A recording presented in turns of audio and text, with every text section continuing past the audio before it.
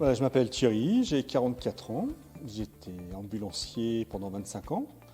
Et là, j'ai eu envie de changer de profession. J'ai envie de toujours rester dans le soin, mais pouvoir suivre mes patients. Je ne me sentais pas d'être infirmier, retourner à l'école au bout de 25 ans, ça me semblait un peu dur. Donc être soignant en un an, bien bosser, c'est ce qui me semblait plus évident. C'est Lolita Farinelli, j'ai 19 ans. J'ai fait du coup mon collège en général comme tout le monde.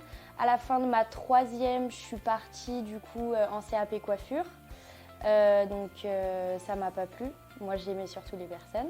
Donc du coup suite à ça, j'ai arrêté mon CAP coiffure et j'ai commencé un bac pro service aux personnes et animation du territoire. Suite à ça, dans ce bac, j'ai pu réaliser de l'animation, j'ai réalisé de la restauration. Et en dehors de ça aussi, du coup, je travaillais aussi en restauration dans des restaurants week-end, etc. Ensuite, quand j'ai arrêté mon bac pro SAPAT, j'ai fait un an faisant fonction d'aide-soignante. Et puis ensuite, j'ai commencé mon école d'aide-soignante. L'école d'Hauteville a une super réputation dans le secteur, vu que je travaillais déjà dans le secteur en tant qu'ambulancier. Et puis c'est à 5 minutes de la maison, c'est top. J'aimais vraiment beaucoup le contact avec les gens. Et puis, en fait, je pense qu'au départ, je ne me suis pas directement dirigée par ça, sur ce domaine-là, parce que je me suis dit, je ne veux pas faire la même chose que ma mère et ma sœur, etc. Je me suis dit, je veux faire autre chose. Et au final, en fait, je me suis dit, c'est ce qui me correspond et c'est le milieu dans lequel je suis le plus à l'aise. Alors la formation, on a des périodes d'école, 5, 6, 7 semaines. On a après des périodes de stage, 3 périodes de 5 semaines de stage. Donc dans les hôpitaux, dans les services qui nous intéressent. Et en dernier, on a un stage professionnalisation de 7 semaines. Donc on a des cours et en présentiel et en distanciel. Il faut un ordinateur obligatoire. On a 2 formatrices et qui sont vraiment présentes pour nous. Si on a le moindre problème en terrain de stage ou quoi que ce soit, elles sont très très présentes. On les appelle, elles répondent tout le temps, elles répondent toujours à nos demandes. C'est pas des profs, c'est des formateurs. C'est des personnes qui sont vraiment et qui viennent du métier. Enfin, la plupart de nos profs, elles sont infirmières ou voilà. Donc elles viennent du milieu, elles savent ce qu'on fait et ce qu'on vit. L'ambiance est très joviale, on rigole beaucoup. On est quand même très consensueux, on est tous là pour avoir le diplôme. Il y a principalement, je crois qu'à 90%, on est tous d'anciens soignants qui évoluent dans la profession, donc des ASH, d'autres personnes qui touchaient aussi aux soins à la personne. Et autrement, il y a un peu de tout, il y a les commerciaux, il y a plein de monde. C'est ouvert à tout le monde.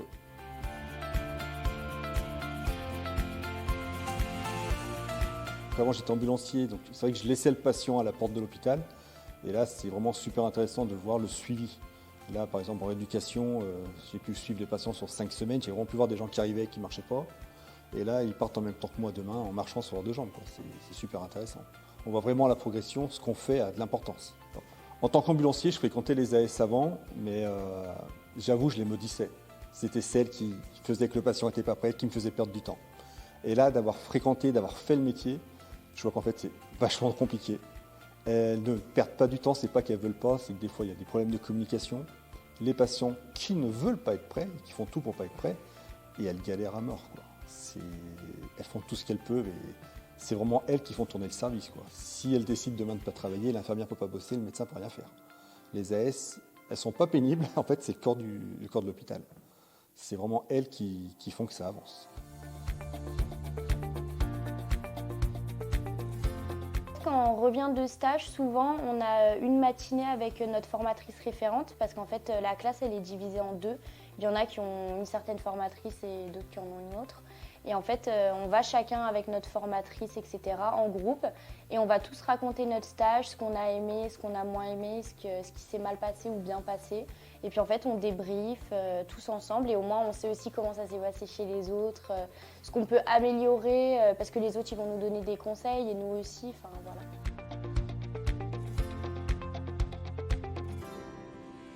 La journée, je suis à l'école ou en stage. Et de 17h30 à 20h30, je suis avec mes enfants. Et à 20h30, je m'enferme dans mon bureau jusqu'à 22h et je bosse. J'apprends les leçons, je fais des devoirs, je vais voir un peu sur Internet pour m'améliorer, pour trouver des tutos. Faut bosser, faut s'investir. C'est pas une formation qu'on fait à la légère, c'est vraiment, faut bosser pendant un an. Pour moi, celle de Hauteville, de toute façon, c'est la meilleure. Et puis, il y a une bonne ambiance et c'est familial malgré tout, parce que c'est pas une grosse école de ville. Et puis, franchement, on est super bien encadré. Il n'y a rien à dire.